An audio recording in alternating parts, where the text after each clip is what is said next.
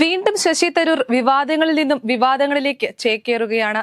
കേരളത്തിലെ കോൺഗ്രസിൽ നേതൃദാരിദ്ര്യം ഉണ്ടെന്നടക്കമുള്ള ഗുരുതര ആരോപണങ്ങളാണ് അദ്ദേഹം ഉന്നയിച്ചിരിക്കുന്നത്. ഇംഗ്ലീഷ് ദിനപത്രത്തിന് നൽകിയ അഭിമുഖത്തിലാണ് ഇത്തരം പരാമർശങ്ങൾ.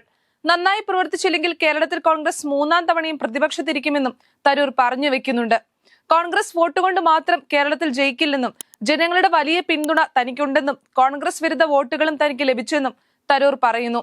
സ്വതന്ത്രമായി അഭിപ്രായ പ്രകടനം നടത്താൻ കഴിയുന്നതിനാലാണ് 4 തവണ MP ആയതെന്നും പാർട്ടി മാറുന്നത് ആലോചനയിലില്ലെന്നും പാർട്ടിക്ക് വേണ്ടെങ്കിൽ തനിക്ക് മറ്റു പണികളുണ്ടെന്നും തരൂർ തുറന്നടിക്കുന്നു. തന്റെ കഴിവുകൾ പാർട്ടി വിനിയോഗിക്കണമെന്നും തരൂർ ആവശ്യപ്പെടുന്നുണ്ട്.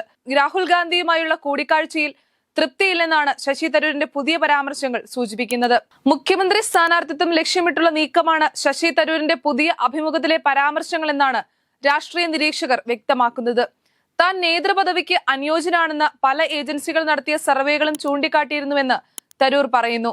കോൺഗ്രസ് നേതൃത്വത്തെ വെല്ലുവിളിക്കുവാനും തരൂർ തയ്യാറാകുന്നുണ്ട്. സോണിയാഗാന്ധിയും മൻമോഹൻ സിംഗും രമേശ് ചെന്നിത്തലയും ആവശ്യപ്പെട്ടതുകൊണ്ടാണ് കോൺഗ്രസ് പാർട്ടിയിൽ ചേർന്നതെന്നും തനിക്ക് മറ്റു പണികളുണ്ടെന്നും തരൂർ പറയുന്നു.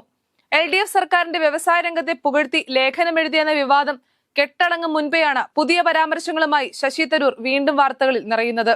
അതേസമയം ശശി തരൂരിന്റെ നീക്കങ്ങൾ പാർട്ടിയെ ദുർബലപ്പെടുത്താനാണെന്ന വിലയിരുത്തലിലാണ് ദേശീയ നേതൃത്വം. ഈ സാഹചര്യത്തിൽ തുടർ ചർച്ചകളിലെന്ന സൂചന നൽകിയിരിക്കുകയാണ് കോൺഗ്രസ് നേതൃത്വം. പൊട്ടിത്തെറി നിലനിൽക്കുന്ന സമയത്ത് തന്നെ ഡൽഹിയിൽ ശശി തരൂരും രാഹുൽ ഗാന്ധിയും കൂടിക്കാഴ്ച നടത്തിയിരുന്നു. എന്നാൽ ചർച്ചയിൽ തരൂർ മുൻപോട്ട് വെച്ച ആവശ്യങ്ങളൊന്നും ഹൈക്കമാൻഡ് അംഗീകരിച്ചില്ലെന്ന സൂചനകളാണ് പുറത്തുവരുന്നത്. കൂടാതെ പാർട്ടിയിൽ കുറെ കാലമായി തന്നോട് അവഗണനയുണ്ടെന്നും കൂടിയാലോചന കുറയുന്നെന്നും തരൂർ രാഹുലിനോട് പരാതിപ്പെട്ടിട്ടുണ്ട്. എന്നാൽ ദേശീയ തലത്തിലും സംസ്ഥാനത്തും സംഘടനാ ചുമതലകളിലേക്ക് തൽക്കാലം തരൂരിനെ പരിഗണിക്കേണ്ടെന്നാണ് ഹൈക്കമാൻഡിന്റെ തീരുമാനം. കൂടാതെ പാർലമെന്റിലും മറ്റ് MP മാർക്ക് നൽകുന്ന അതേ പരിഗണന മാത്രമേ തരൂരിന് നൽകൂവെന്നും വ്യക്തമാക്കി. അതേസമയം അഭിപ്രായ വ്യത്യാസങ്ങൾ നിലനിൽക്കുന്ന ഈ സാഹചര്യത്തിൽ തരൂരിന്റെ തുടർ നീക്കങ്ങളും നിർണായകമാകും. കൂടാതെ കോൺഗ്രസ് നേതൃത്വം ആക്രമിക്കുന്ന രീതിയിൽ എത്തിയാൽ കടുത്ത നിലപാട് സ്വീകരിക്കേണ്ടി വരുമെന്ന് രാഹുൽ ഗാന്ധിയുമായുള്ള ചർച്ചയിൽ തരൂർ വ്യക്തമാക്കിയിട്ടുണ്ട്. പാർട്ടി നിലപാടിന് വിരുദ്ധമായ നിലപാടുകൾ എടുത്തെങ്കിലും തരൂരിനെതിരെ ആദ്യം കോൺഗ്രസിന് പ്രശ്നമൊന്നും ഉണ്ടായില്ല. എന്നാൽ നിലപാട് തിരുത്താതെ ഉറച്ചുനിന്ന തരൂരിനോട് സംസ്ഥാന നേതൃത്വം കടുപ്പിച്ചതോടെയാണ് ഹൈക്കമാൻഡ് ഇടപെട്ടത്. ഒടുവിലായി പുറത്തുവന്ന ലേഖനം 2026 നിയമസഭാ തെരഞ്ഞെടുപ്പിൽ കേരളത്തിലെ കോൺഗ്രസിനെ നയിക്കാനുള്ള ചുമതല തനിക്ക് വേണമെന്ന ആവശ്യമാണ് മുന്നോട്ട് വെക്കുന്നതെന്ന് തരൂരിന്റെ വാക്കുകളിൽ വ്യക്തമാണ്. അടുത്ത മുഖ്യമന്ത്രി സ്ഥാനാർത്ഥിയായി തന്നെ നിശ്ചയിക്കണമെന്ന് കൂടിയാണ് പറയാതെ പറയുന്നതെന്നും തരൂരിന്റെ മുന്നറിയിപ്പ് സൂചിപ്പിക്കുന്നു.